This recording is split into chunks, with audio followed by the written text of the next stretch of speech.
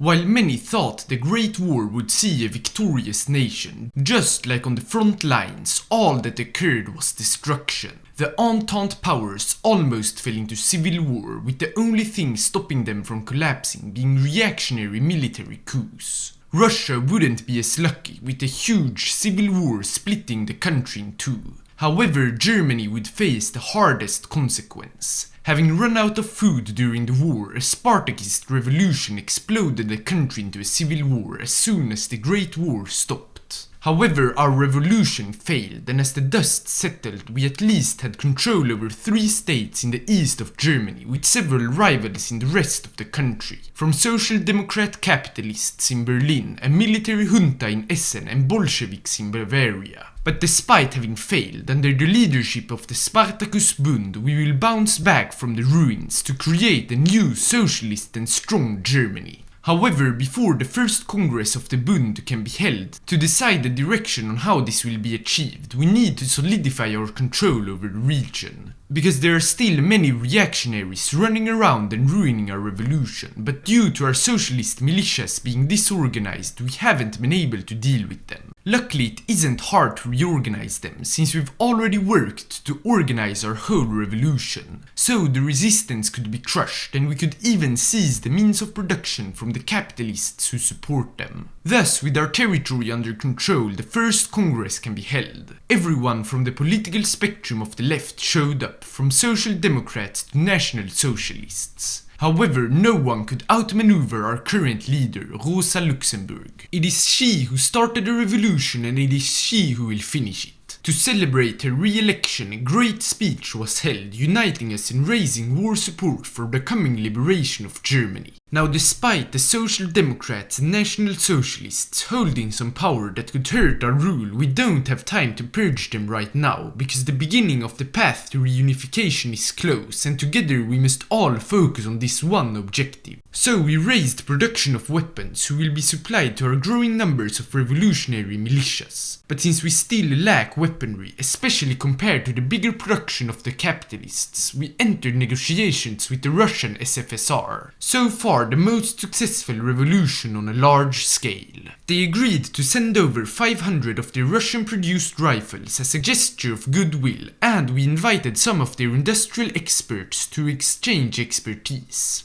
With the training of 37,000 more soldiers soon finished, we are closing in on the start date of reunification. But despite the short time left, Rosa decided to purge the Social Democrat imposters to raise stability and war support, as well as destroying their chances to collaborate with the SPD capitalists in our west. But after this, we started walking the path of reunification. Around us are 2 enemies we have to deal with in the first stage of the wars. The capitalists and the Polish, who have taken over Schlesien after having to retreat from their mainland due to Mikhail Tukhachevsky. Since the Polish Liberation Army is the weakest of the 2, we will begin with them. By contacting German partisans, we significantly reduce their ability to defend, and so confident we cross the de facto border to crush the junta. However, despite the sabotage, the first Polish defensive line was difficult to breach, and we had to attack with the full force of our army to advance into our first province. Fortunately, despite them trying to organize a fighting retreat, our speed only increased after the first breakthrough. While we failed to fully utilize our motorized forces to encircle their troops, we still advanced, and soon we had reached all the way to Gliwice, defeating the last part of the Polish Liberation Army. We immediately started the process to integrate the territory, which wouldn't take long since the Polish have only been here for a few years. All we had to do was to mostly blow up some of their monuments. We then sent our army to fight the capitalists, but due to their probably stronger army, we will need some more time to prepare. By contacting sympathetic leftists in their territories, we've already been able to lower their war support and stability. And having found old Reichswehr weapons depots, we were able to equip 7 more infantry divisions. Once they were all deployed and our army reached 160,000 men, we declared war on the capitalist republic to finish our revolution in the north.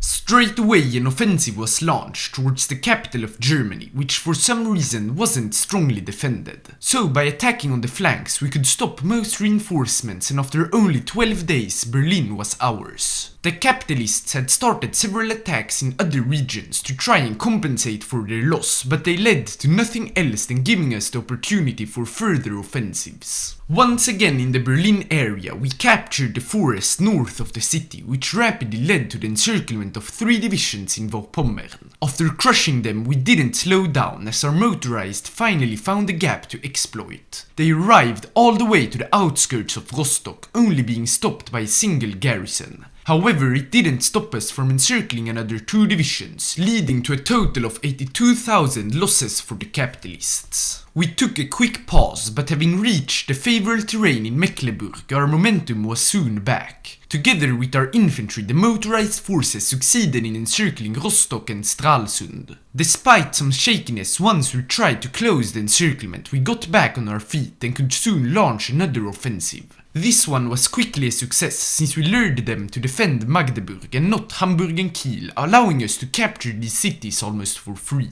This left the Republic extremely close to capitulation, so close in fact that all we had to do was to capture Magdeburg and drive down south to Weimar, after which the capitalists fled, leaving the people of northern Germany finally free. However, we still need to integrate them into our state. We've already started moving all our institutions to Berlin, since this is our official capital, and by turning the SPD voters of the West to our true socialism, we were able to quickly get majority compliance in the region to fully core it. This huge victory not only elevated our morale over our enemies, but it also led to several industrial and scientific victories. With the addition of the important Berlin and Hamburg universities, our research and development of new weapons has gone through a revolution, and our spike in military production has allowed us to equip, for example, artillery to our divisions. An increase in manpower has also allowed us to start training 7 more divisions to fill the First Army under command of Hermann Göring and Field Marshal Thälmann. And so we are now more than ready to finish the unification war, because there doesn't seem to be anyone left that can rival us. We started with the revolutionary traitors in northwestern Germany. Despite having to cross a river, our newly upgraded divisions easily won the battles, and their army was soon split in 2.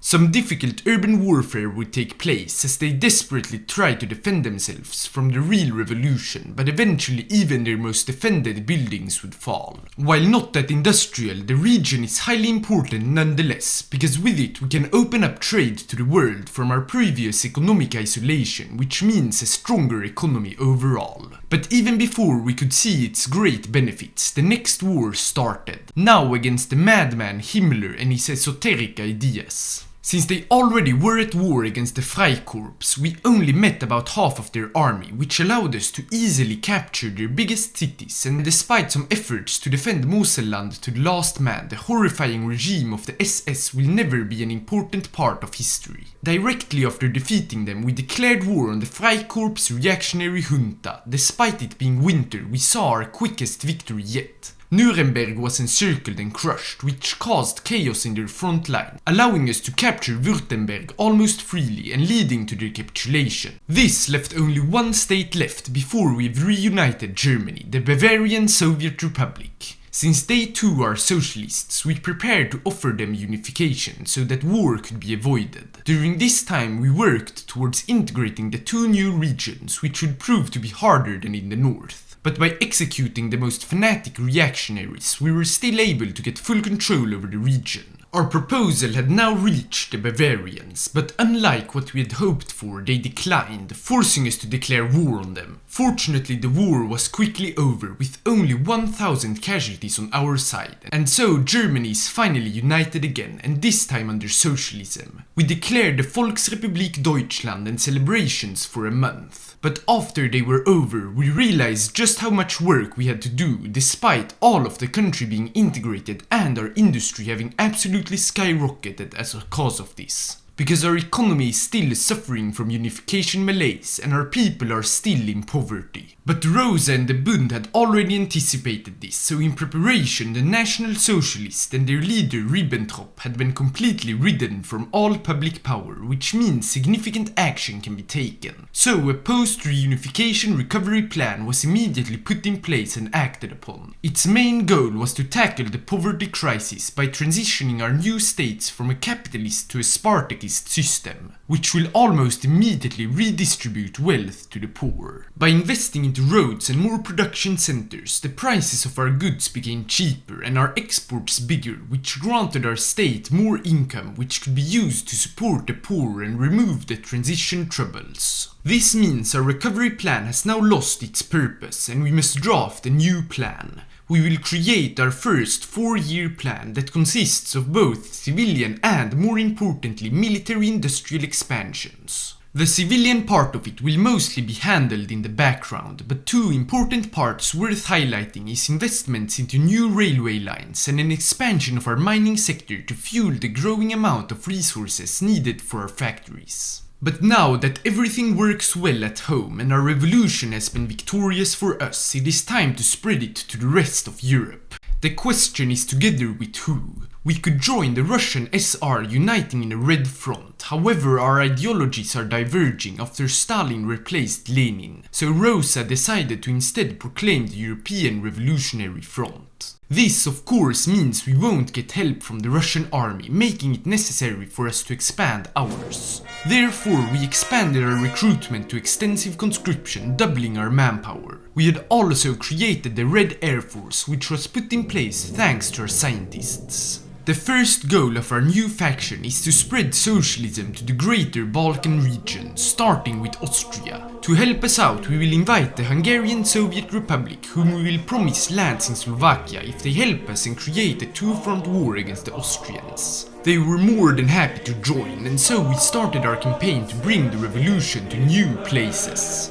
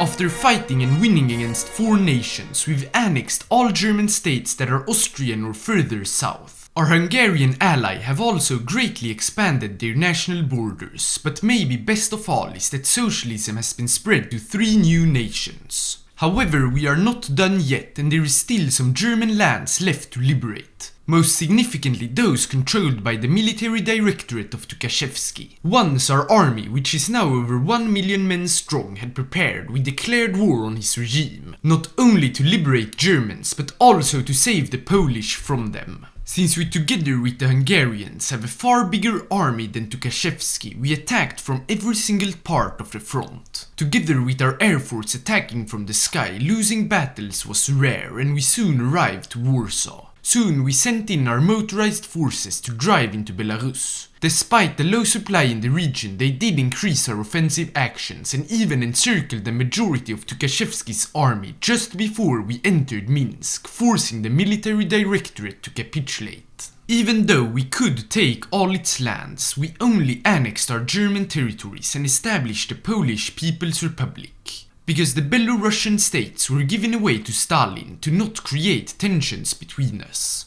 We now stand free to do whatever we want, as what would be our greatest enemy, the French, have crumbled under their high ambitions and faulty ideology of revolutionary conservatism. They've in fact lost Paris to the Spaniards and are about to capitulate. What we decided to do with this freedom was look to the north. Not necessarily since this land is of any significance, but because Sweden has already seen its revolution, and if they join as our ally we could help spread it to the rest of the Scandinavian countries. Just like Hungary, they were more than happy to join, and so we straight away began making our promise a reality by declaring war on Denmark. Using our motorized forces, Jutland was rapidly ours, and we were even so fast that we weren't able to blow up the bridges to Sjælland Island, which made it possible for us to assist the Swedish in capturing Copenhagen. The peace deal went just as expected, except that Hungary annexed Greenland as a colony. Next up, we attacked Norway, where we had sent our motorized and a whole infantry army, despite knowing they would suffer a lot from supply issues. But this mattered little, as Oslo was captured in the first days of the war, which left all of western Norway essentially unprotected.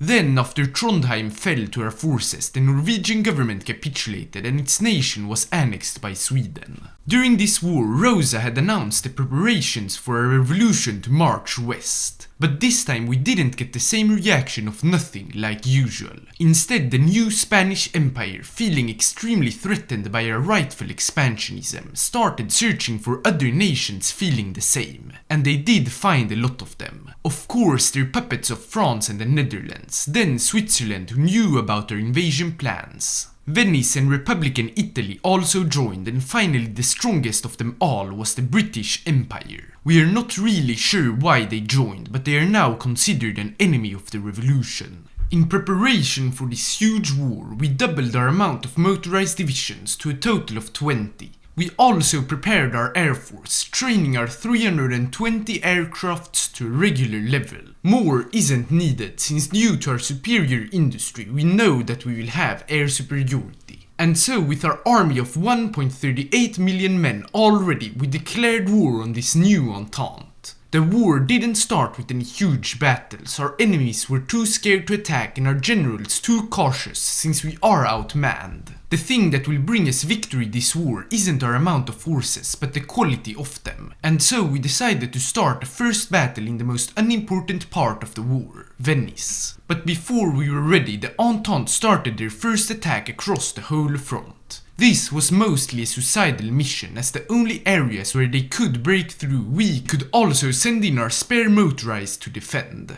And so we had already caused a huge amount of casualties to our enemy. But back to Venice now, the only nation who has sent them help was the UK, but they weren't ready for such a concentrated attack, so our motorized were easily able to capture Venice, making the Venetian government capitulate and leaving the British forces to be destroyed. With this complete victory, we decided to try if we could replicate it on the main front in the Netherlands.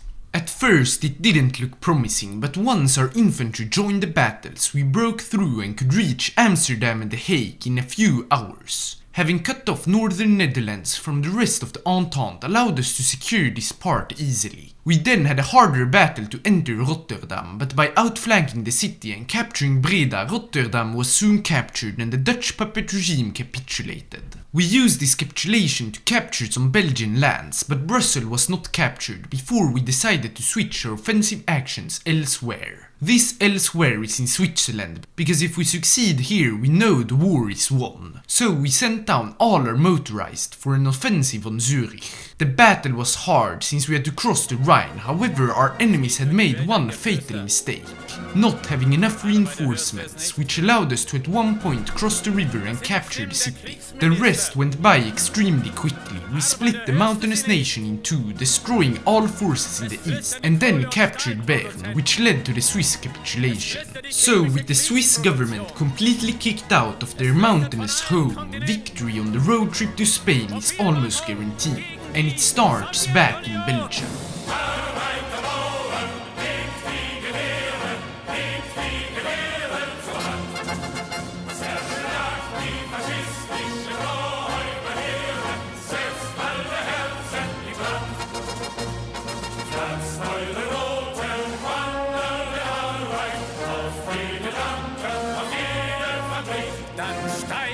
Den Trümmern der alten Gesellschaft, die sozialistische Weltrepublik.